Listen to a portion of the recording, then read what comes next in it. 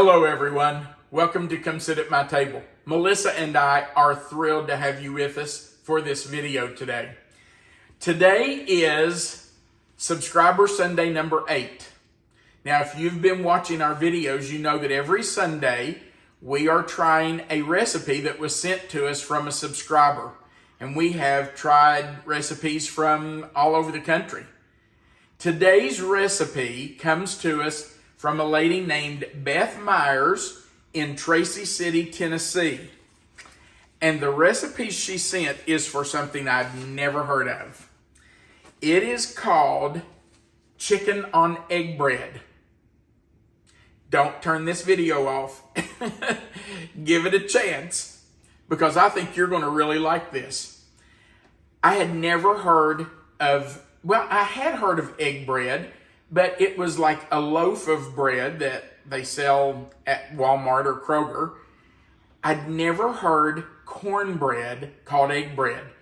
But in Beth's recipe, egg bread is just what we call cornbread. This is what her letter says. Dear Tom and Melissa, I wanted to share a recipe with you all that has been in my family for years. My mother made this very regularly when I was very young, and it has carried over into my married life. And I have continued for 36 years to keep it in my rotation. Don't be turned off by the name, but it is called chicken on egg bread. The egg bread is simply just cornbread. And I guess since cornbread has eggs in it, someone somewhere called it egg bread. Now, I have never had chicken on cornbread with a sauce over it, but we're going to today. And I want you to stay with me because we're going to see how this turns out.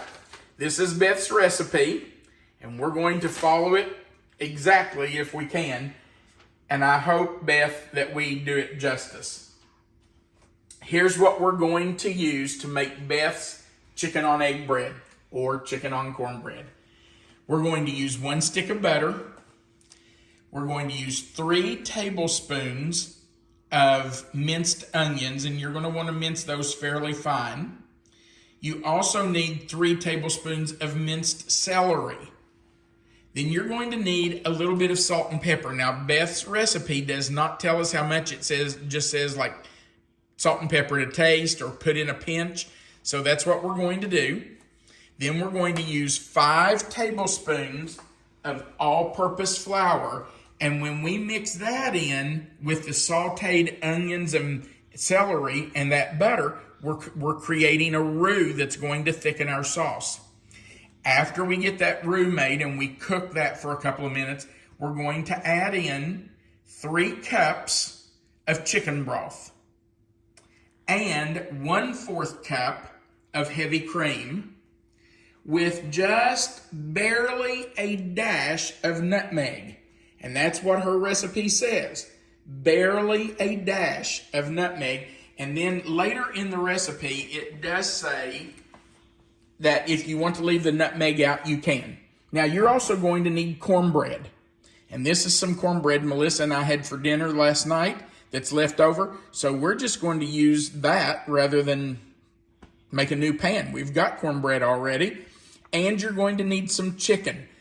Beth recommended cooking your own chicken, maybe a couple of chicken breasts or 1 chicken breast per person, or I guess it wouldn't even have to be breast, and shredding it up. But she did say you could use a rotisserie chicken as long as it wasn't one of those flavored rotisserie chickens where the flavor of the rotisserie chicken would kind of compete with this recipe. Melissa and I were at Costco this afternoon, and I did pick up a rotisserie chicken, and this is just 1 breast from that rotisserie chicken that I have shredded. And that's what we're going to use on our egg bread, also known as cornbread. Okay, so we have already melted our butter in the skillet. We melted 1 stick, and we're going to add the onions and the celery and let those start to saute. And Beth did say that at this point she does put in just a pinch or so, she said to taste, of salt and pepper. So that's what I'm going to do. I'm just going to do a little pinch of salt, and a little pinch of pepper, and we're going to put more in later.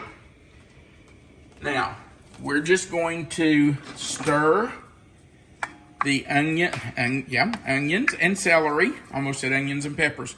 Onions and celery, and let them start cooking in the butter. And I know that looks like a lot of butter for that amount of onions and celery. But remember, we're going to put in our all-purpose flour, and that's going to thicken that to make our roux. So it's going to take a few minutes to cook this just to soften. We're not going to cook it to death. We just want to cook it until the onions become translucent and soften, and then we will continue with the recipe. Our celery and onions have been cooking for 2 to 3 minutes, and now we're going to sprinkle in our all-purpose flour, and we need to cook that for a couple of minutes, well, a minute to 2 minutes, because we need the flour to lose its raw taste. If you don't cook it long enough, it's going to have a raw flour taste, and that's just not appetizing at all. If you cook it too long, you could burn it. So just about 1 minute, no longer than 2 minutes, but it does not take long. I'm going to turn this down a little bit. It seems to be cooking really fast. And you just want to keep stirring, keep whisking it. One reason you whisk it instead of stir it is to get the lumps out. You don't want any lumps to form in your roux. You want it to be smooth. If you get lumps in it, then your sauce is going to have lumps. So keep stirring it. And after about a minute and a half, we will add our chicken broth. You know, a lot of times people get intimidated when they have to make a roux. I don't know why they think it's so hard. It really isn't. It's just butter and flour. Well, you have to have some kind of grease. Butter, sausage grease, bacon grease, something. And some flour. And you let that cook, and then you add some sort of liquid. This time it's chicken broth. But it can be lots of things depending on what you're making. Oh, look how that's thickening up. And we want to just keep adding and stirring. We don't want to get lumps in there, so we have to keep whisking this. You can see it's thickening up. I'm going to turn my heat back up just a little bit. I'm at about medium-low on my stove. But now we have a gas stove, and it does cook a little hot. So I would say if you have an electric stove, maybe on medium. But you can tell. You can tell where it needs to be. Just keep adding a little bit at a time. It'll continue to thicken. Every time you add some, it will thin out. And then it'll thicken back. And then you'll add some more. You can see this is really cooking up nice. Isn't that a really pretty sauce?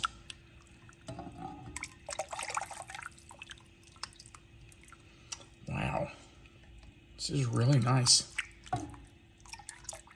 Okay, there all of my chicken broth in, and I'm going to turn my heat up just a little bit to start it cooking.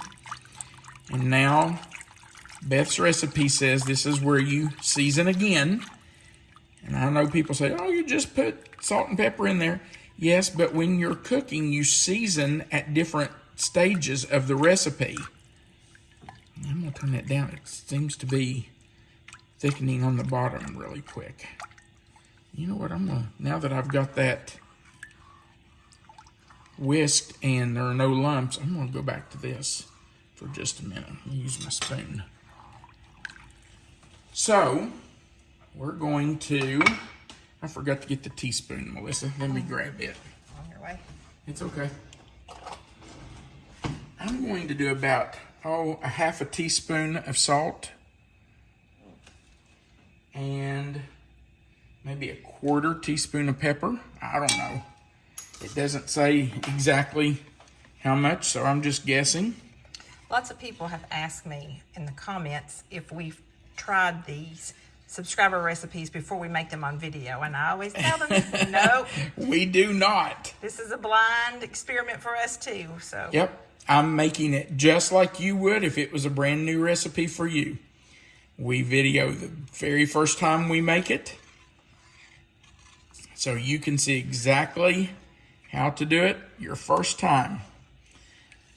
I didn't know people had asked you that. I'm glad you told me that. But no, we do not make them ahead of time. We make them as you're watching us. Maybe that's crazy on my part. Maybe I should be trying it first. I don't know. All right, I can tell that it's starting to thicken. Now the next step is that when it thickens, we're going to take it off the fire, turn the fire off, and add the heavy cream. But we have to get it thickened first. I'm going to switch back to that whisk now that I've got the bottom. Okay. I just think this is a really pretty sauce. Smells nice. It sure does, doesn't it? Really does. And that's a lot of chicken broth. We put 3 cups in, so that's a lot to thicken. It may take a couple of minutes for that to thicken up. But it will. That roux we made with the butter and the flour will thicken it. I've had people ask, what if it doesn't thicken? What do? Do you add more flour? No, you cannot do that. Once you have your liquid in, you cannot put more flour in because you will never get the lumps out of it. So if it takes a while to thicken, you just keep stirring, keep whisking, keep cooking. It will eventually thicken. It may take a little longer than what you expect, but it will. And then I've had people say, well, what if it gets too thick? What happens if you're making a sauce and you put the roux in and you add your liquid and then it gets really thick and you're out of liquid? You just add more liquid. So if, like this one is chicken broth, if it got too thick, I would just add a little bit more chicken broth, probably, maybe a quarter of a cup at a time or something. You can just drizzle it in, whisk it in, and see how much you need. But if it gets too thick, use a little more of whatever liquid you put in it. If you're out of the liquid, let's say that you're making this and you don't have any more chicken broth, you've used it all and it gets a little too thick on you. And you're okay, now what do? I have no more chicken broth and it's too thick. Add a little water or a little extra cream or a little whole milk. That's not going to hurt anything. It'll be fine. Just add a little more liquid to it. Now, you don't want to put in just anything in it, but something that especially is already going in it, or a little water is not going to hurt. All right, can you see that it's bubbling? We can. So it is cooking, and you know that means it's going to thicken. We just have to keep whisking, and we're doing that to keep it from burning on the bottom. We sure don't want it to burn after we've gone to all this work. Okay, and I think it's time for us to add in our cream. So we need to move it off the heat? That's what you said. Yeah, I think I will. I think that's what yeah, Beth said to do. I think it should be just a hair thicker because we want to pour it over. Of course, it's supposed to be kind of like a gravy, I think. And I think that might be good. Okay, I'm turning it off. We're going to add our cream, and I will whisk that in immediately. You don't want to just pour it in and leave it sit there. Whisk that in. Oh, that's such a nice cream. And then she said, if you want, you can add just a dash of nutmeg. And I'm not one to just take the lid off and pour it in. when she said a dash, I'm literally just doing a dash. I think that's enough. And remember, she said you don't even have to put that in if you don't want to. Okay, we're going to let this sit here and cool just a minute. And then we'll be back to get our egg bread, also known as cornbread, and our chicken ready for the sauce to go over. So we have cut a piece of our cornbread, and I did split it in half, just like Beth told us, and I heated it in the microwave because it was from yesterday. And I'm just going to tell you the truth. While that was going on, I got a little spoon out of the drawer, and Melissa and I took one spoonful and shared it. I would say that is the best cream of soup that I have ever eaten. Cream of chicken, cream of celery, cream of onion, cream of whatever. That's what it tastes like, but it's better than anything I've ever eaten out of a can. That's like homemade cream of soup. I know this is going to be delicious, but I told Melissa I could take that chicken and stir into that and eat it in a bowl like soup. It's delicious. Which is kind of what you're doing, except you're putting the cornbread. Except we're putting it with cornbread. Right. Okay. So Beth says to put your chicken over the egg bread or cornbread and then top it with the cream sauce. And she said to your liking. So I guess that means I can put as much on as I want. Let's stir it up a little bit. It is hot. See that steam coming off there? Wow. So I'm just going to pour it on. Let it run down over that chicken and cornbread and soak in a little bit.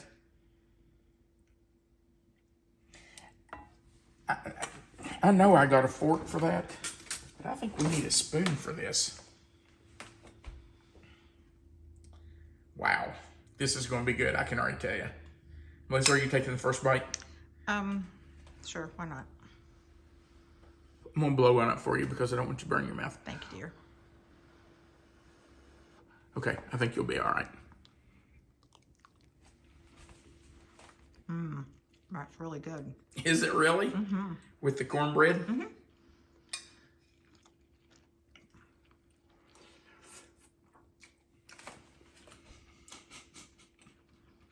That's definitely a winner. Oh my goodness. That is fantastic. Okay, I'm just going to be honest. I had not planned to tell this. We got Beth's letter in the mail, and we opened it, and I read it, and I said, chicken on cornbread with a sauce over it? I don't know about that. So I put it back in the envelope and laid it over on the table where I work. And it laid there for a couple of days, and I got it out and looked at it again, and I said, I don't know. I just don't think this is going to work. So I put it back in the envelope and laid it over on the table. It laid there for a few days, and I got it out, and I said, you know what? I have to try this recipe. I don't know if this is going to work or not, but I have to try it.